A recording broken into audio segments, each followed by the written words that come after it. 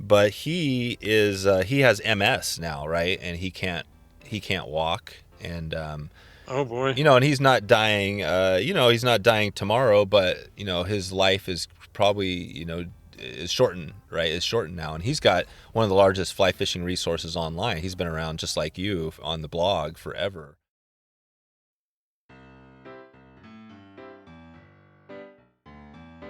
Hey, how's it going today? Thanks for stopping by the Fly Fishing Show. If you get a chance, please share this episode today with one other person and help us continue to grow this podcast 100% organically. That'd be very, very amazing. Roger Maves, host of Ask About Fly Fishing, the podcast, is here to share the story of why he created one of the longest running podcasts and what he has planned for the next few years to come. And this one, stay tuned midway through when I break into another conversation and link to the rest of the story on our different podcasts. So I'm going to break halfway through and allow you to go listen to some of the fly fishing business side of it. And then, but if you want to stick around, you don't have to do anything. You can just keep listening, and you'll hear the rest of our Ask About Fly Fishing story. So I'm interested to hear what you think about this. Obviously, the Outdoors Online Marketing Podcast is one of the other big things I have going. So we're kind of mixing it up here. Let me know what you think. You could send me a message, dave@wetflyswing.com.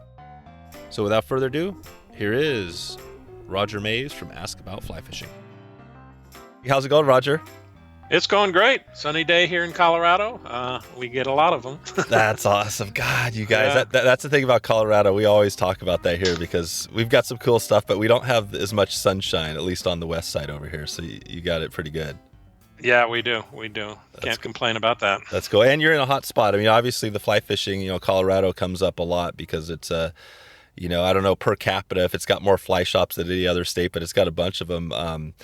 I want to jump into, obviously Ask About Fly Fishing. You've got one of the longest running, podcasts out there. I'm not even sure if it was a podcast when you got started, if it was called a podcast when you started, but we could dig into that. But maybe first start us off how you got into fly fishing.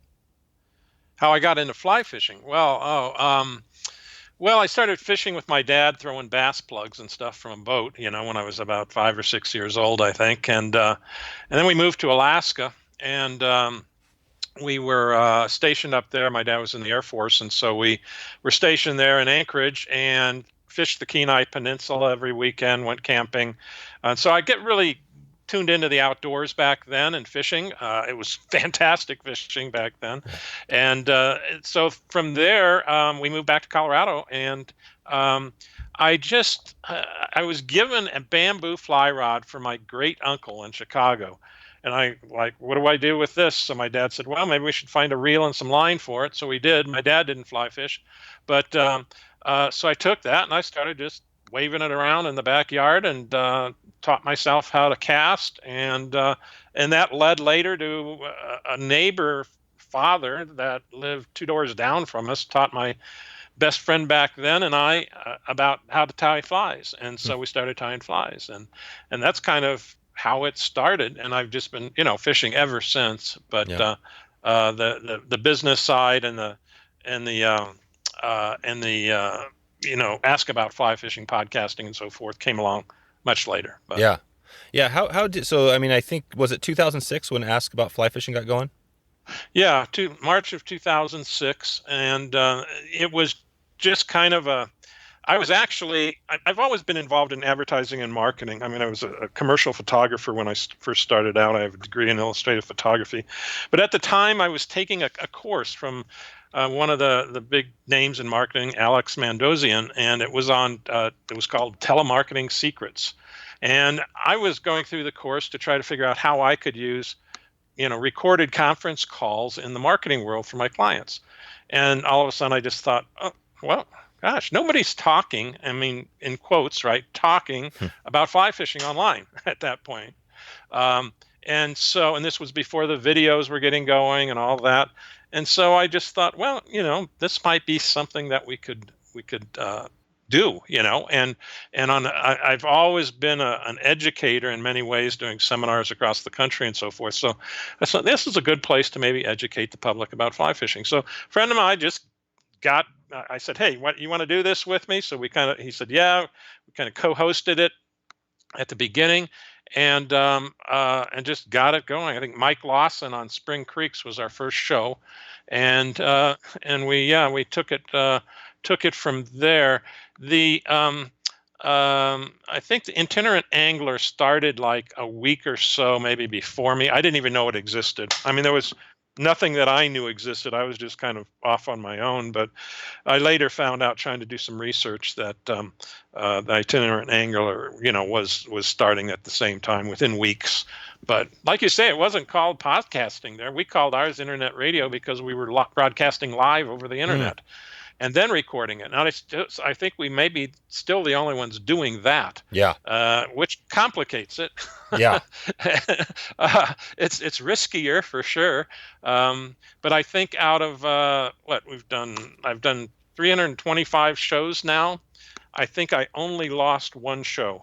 Wow. And that was early on in the scheme of things, when it was a really bloody edge of of broadcasting live over the internet. Wow. So that's amazing. Yeah, and you've got a huge back catalog of episodes, and you've interviewed, I mean, pretty much all of the greats out there, and a lot of them multiple times over the years. I mean, what do you when you look back at your catalog of guests, what sticks out to you? Because it seems like, I mean, obviously it's a lot of work. Why do you what do you love most about doing the internet radio? Well, I get to meet a lot of great fly fishers, which is really incredible, albeit, virtually most of the time. But then when I go to shows and stuff, I always try to connect, go to the fly fishing shows or IFTD or whatever. And I always look people up I've interviewed and make sure we get connected face to face. So that's always enjoyable. And if I go to a different part of the country, I can always look somebody up and go fishing. Oh, yeah. So that's that network of connections has been really, really valuable, and I like learning. I'm just a serial learner. I just love learning about everything. So fly fishing was I didn't ask about fly fishing as a business venture, so to speak. It was more a labor of love, and still is in many respects. Although I use it as part of a business strategy nowadays, but it, I mean, just learning. I've learned so much. I just wish I could apply it all, but it's kind of cost prohibitive when you're interviewing people all across the country and the world, and then you'd love to go fish there, but it's just time and money, to get there is difficult. But I think that just meeting people and sharing knowledge is probably the biggest payback that I get out of it throughout the years. Yeah, I feel like that's the thing. I feel the same way. I want to go to all these places and you struggle, but I think the stories, just hearing the stories and telling stories on our podcast. I'm doing a little series, kind of a mini series on like drift boats and kind of the history, because that's a real popular thing, obviously, in the West. And I just, through that journey, I interviewed Pete McBride, who produced the film Martin's Boat, which is a history of like this Martin Linton on the Grand Canyon, who used to run the Grand Canyon. It's just a great story, and like his story is amazing. He hiked 750 miles of the Grand Canyon and then did a movie about it. And he's raising awareness for like conservation issues. And Martin Linton is the one that got, helped to make sure there weren't more dams in the Grand Canyon. So, I mean, for me, that's where it's part of the reason I do it. The stories, then I love, bringing it back to the conservation. And I mean, I'm sure you probably have a little bit of that. Is that, when you do your show, is there a conservation message or something that you're thinking about there? Or is there, a kind of a higher level stuff? It just depends on the individual. And, the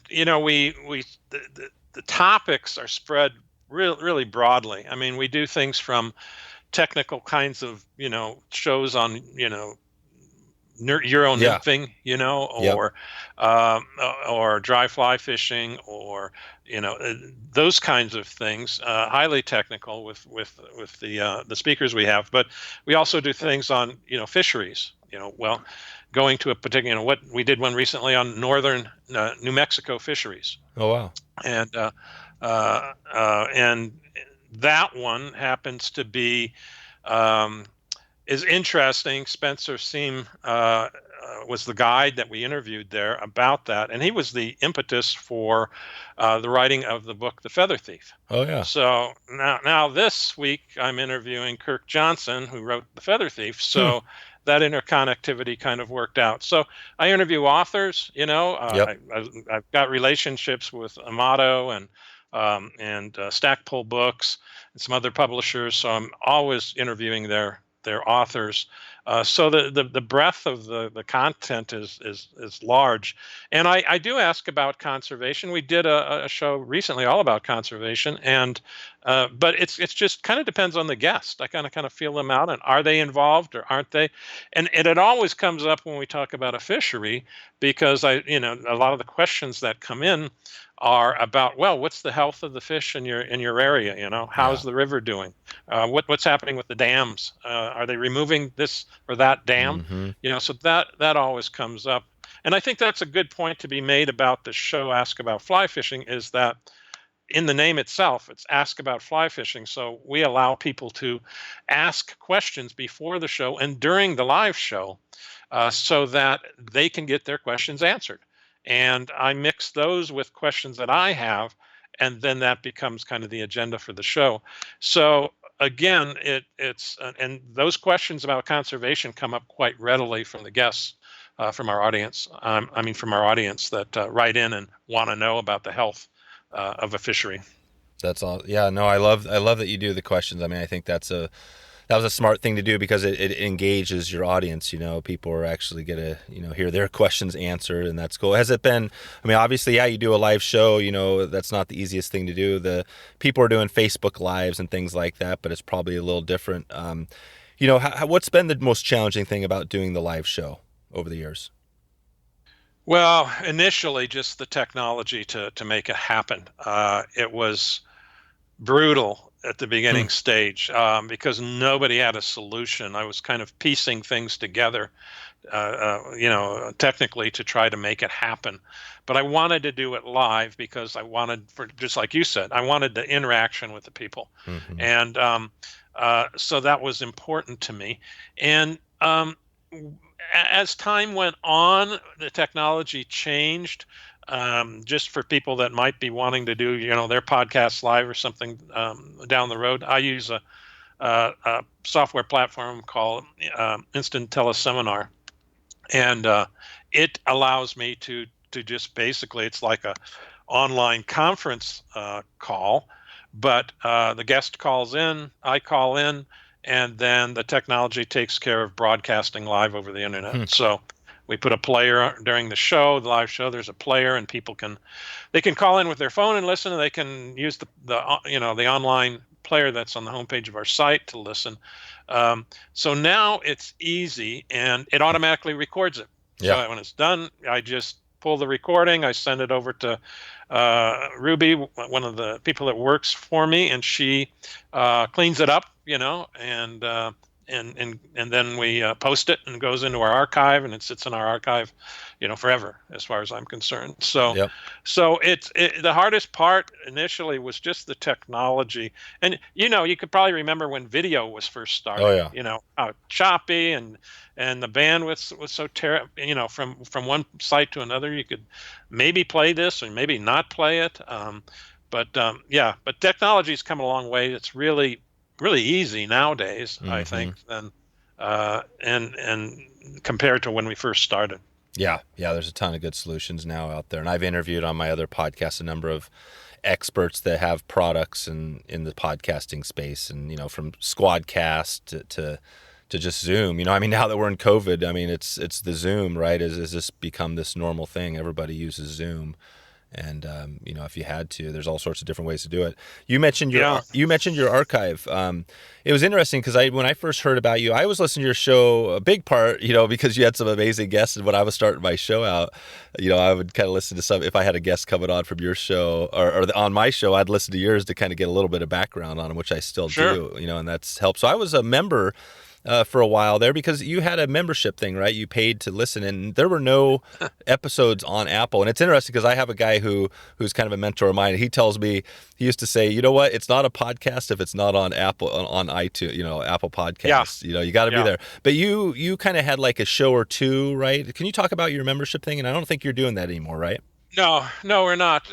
Well, when we first started out, there were no podcast platforms, period. I mean, it didn't exist, and so that wasn't an option. So we started out, just allowing people to play them from the site, the recordings, or download them. They could download them, and a lot of people do that still. So we had that was our podcast platform. I mean, it was your website. Yeah, you can play it here or you can download it. Take your pick, but there was no distribution strategy back then at all. Huh. So when we first started out, I thought, well, let's do this and maybe we can sell some advertising on it. We tried that for a while, and it involved a heck of a lot of work with not much return. There wasn't any system out there, and I'm still wondering if that's not an opportunity to create some kind of bureau or agency to distribute advertising amongst the podcasts. But there wasn't anything back then. We tried that. Then I said, well, I'm not trying another way to monetize it. I'll start up a membership program, which we did, and initially started out gangbusters. I put out the word and say, hey, we're charging, and here's the fees, and a ton of money rolled in rather quickly. But then as time went on, that kind of it was steady, but it really was just covering the cost of production more than anything else. And then I said, well, you know what? I'm not really making any money on this, and I can probably get more reach if I start distributing and so that was a closed door thing, like you say. You had to pay to get in the archive. You could listen to like 5 shows, and then you had to pay, and it was nominal. It was like $9.95 a year, something. It wasn't a big deal, but I thought, well, to get bigger reach, longer reach, it'd be better to get it out on the podcast distribution platforms. And so then I started doing that, and that was recently, within the past year or so. Mm-hmm. So not all our shows are out there yet. We're slowly migrating them out. It's a big project to get them all out there. But that's happening now, and we're on all the platforms now. But that was a kind of a learning curve, both business wise and also technology wise, because when we started, it didn't exist. So nowadays everybody knows what to do. It's I do a podcast, I put it out on Apple Podcasts. You just do it. But back then it wasn't clear. It wasn't clear. No, I know. And that's the power now, is that you just say, no matter where the person's listening, right now there's, however many people are listening to this as we talk. I mean, they might be on an Apple or a, who knows, right, what device or what app they're using, but they can listen to it anywhere in the world, any device. It's there. They can listen to it on their watch if they wanted to, right? That's the power. Yeah, and that's we get a lot of feedback from our listeners, and we do get a certain amount of live listening to the show, but the majority of the people are listening to it as podcasts or downloads, because, like you say, they're listening in their car while they're driving to go fishing, while they're tying flies, when they're supposed to be at their corporate job working. So all these places they can listen to now, and it makes it a lot easier. That was a difficulty during those times when there wasn't, when we weren't on Apple. I probably should have made that move earlier, on getting on the podcast channels, but people would, that was kind of a tech support call, how do I download this onto my iPhone, kind of thing. No, I hear you. Now it's a no-brainer, but And you mentioned the agencies for advertising.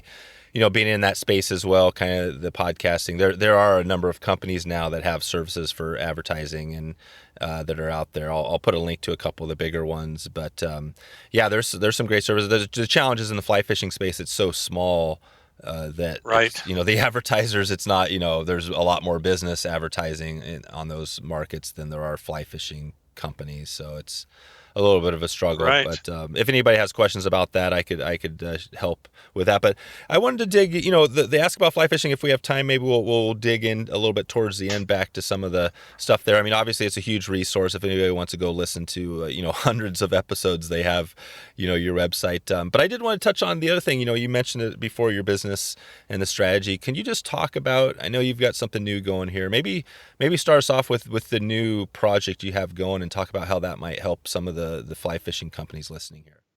Hey, just want to take a quick break here and let you know that we're doing something a little bit differently today. Instead of listening to the full conversation here at Wet Fly Swing, Roger and I break into a little bit on the business side of things, and we talk about how if you have a fly fishing business, how the work he does and his product will help you do a little bit better this year. So if you want to check this out, you can head over to outdoorsonline.co/Roger. And if you go over there, you can take a look at the middle chunk where we talk all business, and you hear about what Roger can do for the companies he works with in the fly fishing space. So this is a little bit different than we usually do it, but I wanted to see how this works. Also, there'll be a link in the show notes. If you just go over to your app and click over, there'll be a link there at the top that'll be over to, we'll call this Outdoors segment 2 or something like that. We'll also put a link at wetflyswing.com/Roger. You can get all the notes there at the show notes. So just want to give you a heads up. So again, if you want to check that out, just get over there now. Otherwise, I'm going to continue on with the end of the episode where I talked to Roger more about Ask About Fly Fishing. So hope you like this. I hope you get a chance. So you're probably, if you're running, I'm sure you're just going to keep listening. If you're driving, probably keep listening as well. But if you're somewhere where you're stationary and you want to listen to the business side, just go over to search for Outdoors Online Marketing Podcast and go listen to the recent episode that fits right in line with this one. Okay, let's get back to it. Either way. Yeah, maybe we can go back to Ask About and just to kind of take us out in a few kind of more some rapid fire questions on, the show that I was kind of thinking about here. The first one is, I guess you've had a ton of guests. How do you go about choosing your guests? You mentioned you've got some new folks coming on this week. How does that process look? They can come from all different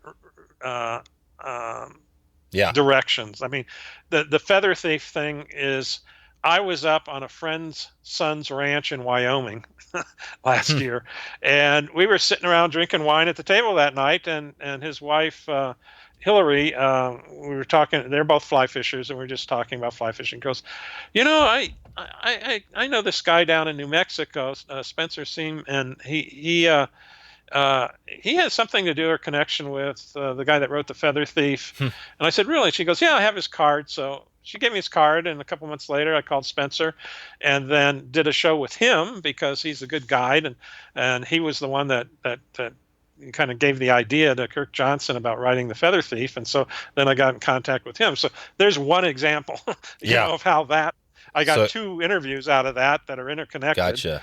But comes from everywhere. I have a relationship with Stackpole and Amato. They come out with a book and an author. I know about it right away. I'm right on that because I want to interview those authors. It's easy for me. I get their books. It's a great way to generate questions. I know something about them. And then other things are just word of mouth references from one to another. And the audience writes in and says, "Oh, you should interview so and so. She guides up on this river in Montana, and she's awesome."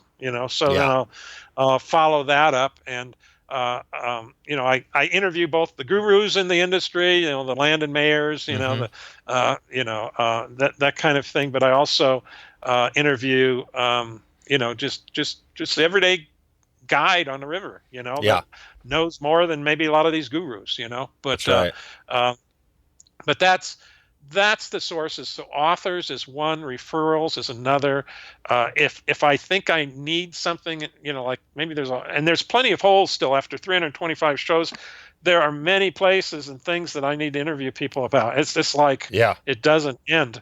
And and there's always the new guy, that comes out of the woodwork and is really knowledgeable and an expert at what they do, and so that presents a new opportunity.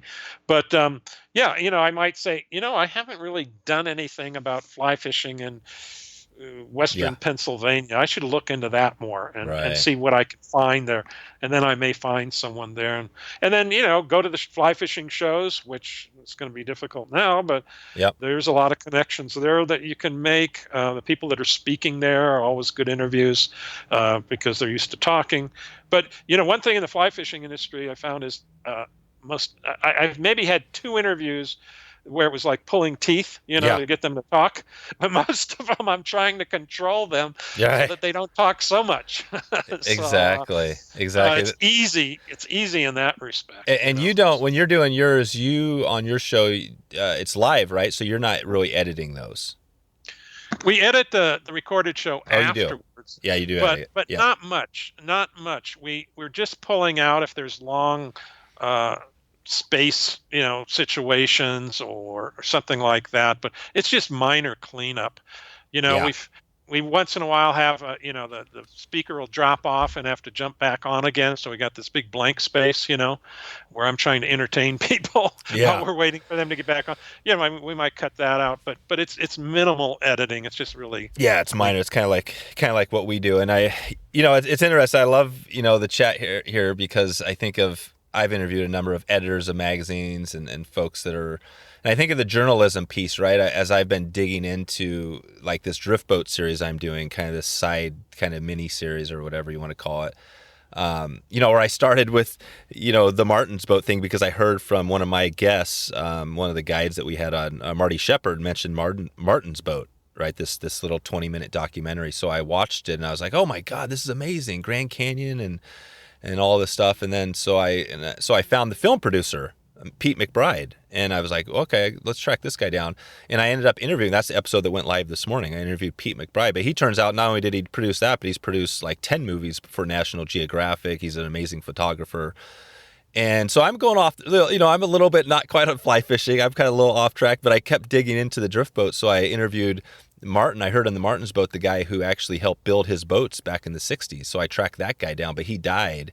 So I tracked down his son-in-law who still owns the company. And yesterday I talked to his son-in-law and said, hey, would you mind coming on the show to describe Martin's, those boats, the dories? And so I don't know. I kind of feel like I'm a little bit more of a journalist going down this track. Do you feel like you're a journalist? I mean, what do you feel like with your show that you are? What would you call yourself? I don't know as much of a journalist as just a connector. I'm just trying to connect the people, the general public, to a lot of these people that are very knowledgeable. And a lot of the people that I listen don't have the ability to travel or to get on the river with Landon Mayer or somebody like that. And so this is their connection, and they can, especially with COVID and stuff like that, you can be at home and you can be enjoying, an adventure, so to speak. But that's, it's hard to know where things take you. Another person I think you should talk to is Roger Fletcher. I don't know if you've met him yet. He's a educated historian and drift boat. Oh yeah. Yeah, I did actually. In fact, we're talking this week. I'm going to talk to him this week. Yeah, he sells those little Mackenzie boat models, right? Well, he sells plans for life-size boats as well. If you want to build your own drift boat, as well as kind of desktop models. And the interesting thing about that is I did an interview with him, and my father was a kind of a master model builder for free flight airplanes. Oh, wow. And he actually was on the U.S. team and went to Hungary one year to compete internationally with these free flight models. He was meticulous about that. So when I connected with Roger Fletcher, and that he found out about these boat plans for these miniature drift boats, I got it from my dad, and I said, Dad, why don't you build this? And so he built that for me and gave it to me. It's sitting in my hallway on the stand there, and that was the last model he built before he passed away. Oh, wow. And so this sits there. Every time I come in the front door, I see that model of that drift boat, and I think my dad made that with his hands. Amazing. And how special that is to me. So again, I mentioned earlier, relationships and connectivity. It's you don't know where things will take you. Yeah. But it's one big adventure as far as I'm concerned. Yeah.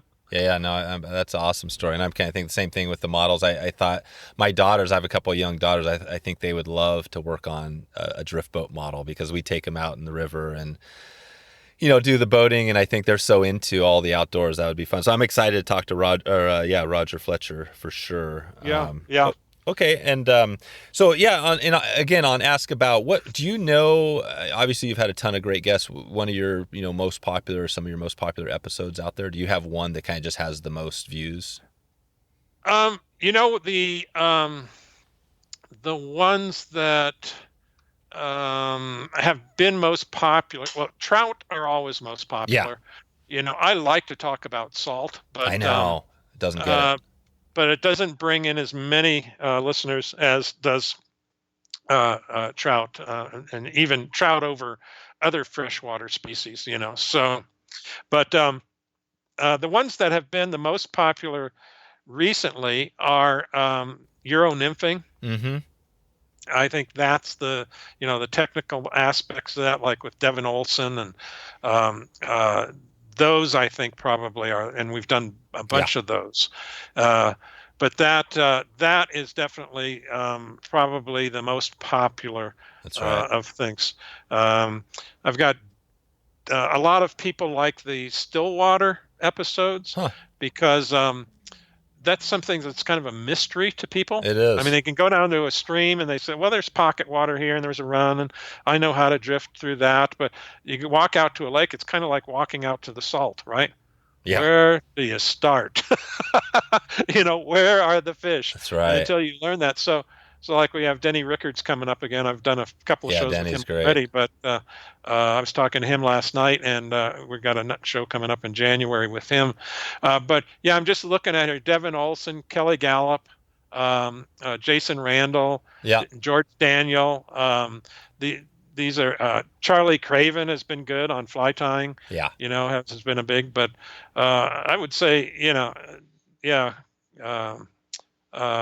probably George Daniel and Devin Olson and are big draws as far as listenership. Yeah, that's right. Yeah, that's exactly the same for me. I think Kelly Gallup is maybe our most listened to, and then all the Euro nymphing or.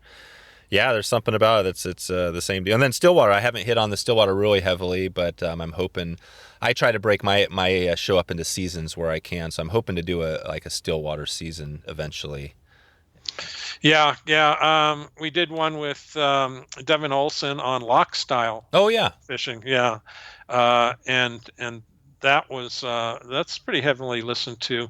But yeah, Denny Rickards is incredible. I mean, I just called him last night to ask him, to get him to do another show, and we started talking about the lake down the hill from me here, and how a fish was full of snails that a guy caught the other day, and he started going into the scientific aspects of the lake. It was just so interesting. It was another 20 minutes later before we got off the phone, but he's like a wealth of Stillwater information. He's just incredible. Yeah, Denny's great. Yeah, he broke down on ours. Yeah, some really basic steps for Stillwater fishing. I still love listening to that one.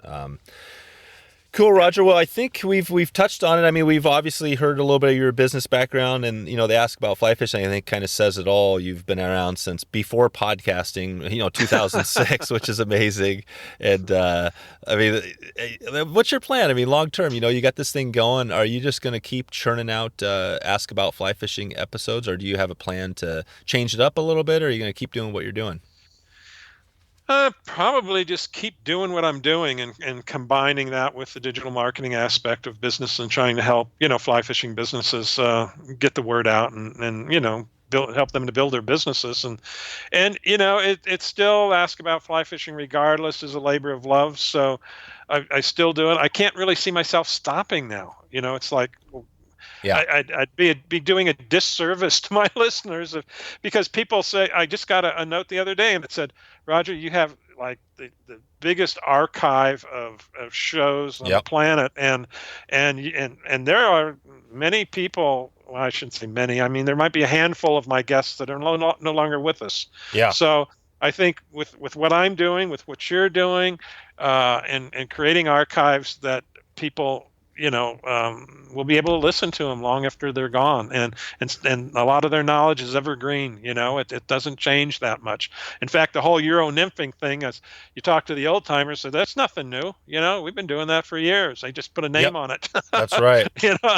That's what a little marketing. Yeah, that's what Kelly said. That's what Kelly Gallup just said. I had him on again, and he mentioned that too. Is that it's Euro nymphing? It's we were doing it back in the 80s and stuff like that. So yeah. So you mentioned. I just want to touch on this because this is a great question. I think you just kind of dug into it, the archive, and I struggle with this a little bit too because I mean, not only do some of your guests die, but we're going to die eventually, right? Yeah. And I mean, what's your plan on that? Because I mean, you're going to have hundreds, maybe 500 episodes eventually.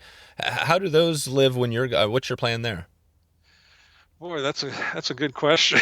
I haven't mapped that out yet because I don't plan on dying soon. But no, I have given some thought to that. I think at some point what I'll do is I'll try to hand it off to somebody that has the interest. Yeah. And is willing to take it further. I mean, they'll have a great start, and it's just a matter of following the format. It's pretty easy. I mean, we can hand the software over and everything and just say, hey, pick it up from here. And I think that's what I'll probably do. And it kind of depends on where the site is. Is it something that I can sell, down the road, or do I just, have to give it away kind of thing? So it depends on if it's making money or what at the point in time as to what I do. But it's definitely something that can be handed off, I think, and continued on without my presence. And I do have kind of a formula that someone can follow. So gotcha. I think that's kind of the plan. Well, it hits home in the conversation I had on this, which really hit home with me was I had the global fly fisher on way back. Well, it was quite a while ago, but he has MS now, right? And he can't walk, and oh boy, and he's not dying. He's not dying tomorrow, but his life is probably is shortened, right? Is shortened now, and he's got one of the largest fly fishing resources online. He's been around just like you on the blog forever. And I asked him that same thing, and that's the struggle because, man, when we all go away, it's like books are different. You got your paper, that book will be out there for a long time, right? But these, I wish there was some way we could all put it into like a, .org, whatever archive place where, no matter what you do, whether you sell it or whether you die tomorrow in a car accident, it's like, it's there for everybody because like if I die tomorrow in an accident and I don't pay my hosting, my stuff goes away. Yeah. You know what I mean? So it's like, I wish we could find a way. And I know there are some archive thing. There is like one, I think it is called like archive.org or something. But again, I think that's even a company. So I don't know. I think we'll get there. Maybe there's a government thing. Maybe there's something we can get out there where we can start working on that. I don't know. Maybe that's a new task. Yeah. That's the other option is just to stop producing new shows and leave it out there as an archive and have, have somebody manage the website if you don't want to do that anymore, but just leave the archive out there, for people to access and take any current stuff off, that, it just wouldn't build. And that would still be a great asset. Because, the nice thing about, our site is you could say, well, I'm interested in going to Belize. I wonder if Roger has any shows in Belize. You go to the archive and type in Belize, and then you might find a show, or Euro nymphing. Well, I'll search that and find that on the show. And so I think that the value of the archive will be there, pretty much for a long time. I remember when I started fishing, and like I said, I learned fly tying from the guy next door. Yep. There were no videos back then. No. I think it's like one book, Jack Dennis's book on fly tying. That's what we used. And I mean, you could go down to the fly store, but there just weren't the resources that you have today to learn. Have you had Jack Dennis on your show? Yes, I think I think I had him as a guest when we were doing some. I was kind of doing the journalistic thing at one time when the fly fishing competition was in Colorado, and I was out with a little portable recorder. Oh yeah. Recording like Jack Daniels on the Oh yeah. on the stream, and I mean George Daniels on the stream. And I think I included a piece on Jack Dennis at that time, but I have not gone back. His protege, Jeff Courier, I've interviewed probably 6 or 7 times. Yeah. So, Some of these people, I find that some of them, they're not coming on ever. I've reached out to Jack a few times and haven't heard back. So I'm not sure. I think maybe some people aren't quite sure about the podcasting platform. Yeah, I would say I've interviewed over 200 guests on my show. I've probably been turned down maybe 4 times. Yeah. How does that make you feel when you get what do you do? So you got somebody out, they basically just like, what's that? How's that? Well, it depends on the person. A couple of them said, well, how much are you paying? And I said, nothing. I said, I've never paid anybody anything. Think of it as an infomercial for your business because you're going to get some exposure. Yeah. And I don't need any more exposure to my business. So I said, okay, well, fine. You won't be there. So that was some of it. Somebody recently who's written like 6 books and has his head's full of information. Sure. And I talked to him at a show and I said, hey, would you do an interview? He says, oh, sure. Yeah, I'll do that. And then this was last year after the fly fishing show. And then he writes me back and says, he says, I thought about it and I don't want to do it. And he said, I just do these for fun. I don't want to get any more notoriety out of it. And I thought, oh, well, that's kind of a waste of your knowledge. I mean, you're in books, but if you got out there, more people know about your books. But so that was, I don't know really why, but he just turned it and said, well, I'm not interested. Maybe it was something to do. Maybe he didn't like my work or something. Right. I don't know. But that's not usually a problem. And I have many guests calling me back and saying, hey, I'd like to do another show with you. I've got some new stuff I'd like to share. So that seems to be the norm more than being, turned down. So. That's right. All right, Roger, Will, I'll let you get out of here. I appreciate the chat today. If people want to find you, it's just askaboutflyfishing.com. Right, askaboutflyfishing.com and or Fly Fishing Digital Marketing Group. Perfect. And I'll put links to all that in the show notes, and we'll connect people with you. So yeah, I just want to thank you again for all the resources. Over the years, like I said, I've been listening to your show for quite a while, so I appreciate the effort. I know how much effort it is to produce a podcast. So you're like one of the founders, really. You're one of the fly fishing founders of podcasting. So I just want to thank you for that.